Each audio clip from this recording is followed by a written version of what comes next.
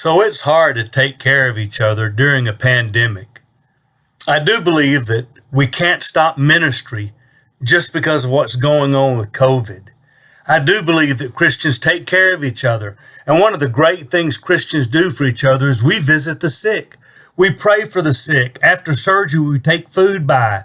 And before COVID, those things were easy to do. You went to the hospital, waved at everybody, went to the room, walked in, prayed over them, and left. If they were having surgery, you went to the surgery center, walked in, found the family, prayed with them, and left.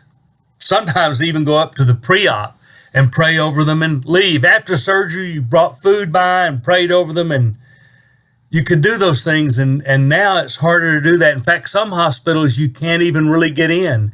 So how do you visit the sick? How do you take care of people? How do you pray for people? Well, you've got to be a little creative. So let me give you 3 quick suggestions to be creative in how to minister to the sick in your community of faith.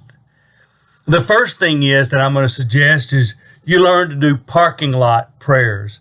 If you know someone who's scheduled for surgery and they have to be at the hospital at 6, my wife and I show up at 5:45, sit in the parking lot, and when they pull up, we get out and go pray with them. Now, we don't want anybody to get COVID before their surgery, so we mask up and do appropriate things, and if they want us to stand away, or if they want us to lay hands on them, we kind of go behind them, put our hand on their shoulder so we're not right in their face. But we do that. We pray for a lot of people. Well, that's hard to get up there. Yes, it is.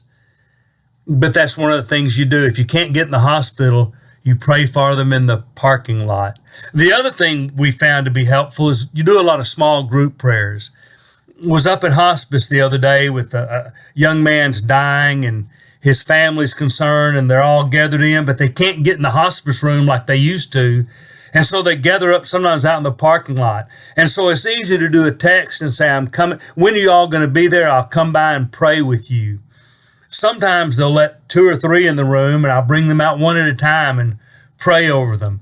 And when they're out, then sometimes they'll let me slip in and pray over the person in hospice. But you have to be a little creative. You do it in smaller groups. If you can't pray for 15 people, if the family's waiting for surgery, you text them, ask them to step out, pray over them, and let them go back in. Take food, you still do that. You call and say you're going to be there. I'm bringing food by. If they're mobile or ambulatory or somebody can, you bring it by, you hand it to them, and you pray from the yard. If you don't want to get in and you're worried about someone catching something, you just stand out in the yard. Now, it helps if you have a loud voice like I do. What I'm really saying to you is ministry doesn't stop because of a pandemic. But isn't that a little risky? I mean, going to all these people and, yeah, it may be small groups, but aren't you afraid you'll get, a couple of things on that. One is the way this is going, my wife and I figure we've probably had it or have it or going to get it. Obviously, we've been asymptomatic if we've had it or have it. And I know that the more people you see, and especially in some kind of environments where it may be around a lot, you may be increasing your odds, but at some point, don't we Christians have to take some risk for who we are and what we do? I mean, our family heritage is to go into the middle of the pandemics and minister to the sick and carry out dead bodies. Christians have always gone into the face of danger. We've adopted the babies left behind. We've turned our churches sometimes into hospital wards. So I don't think doing that makes me immune to risk. In fact, if you take risks, sometimes it may be that God protects you, and God may, in His wisdom and His plan, allow something to happen.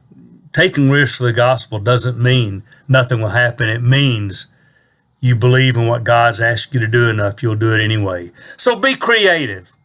Ambush him in the parking lot or meet him in the parking lot. Do it in small groups.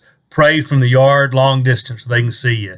The point is, don't stop ministry because of this when it's needed now more than ever.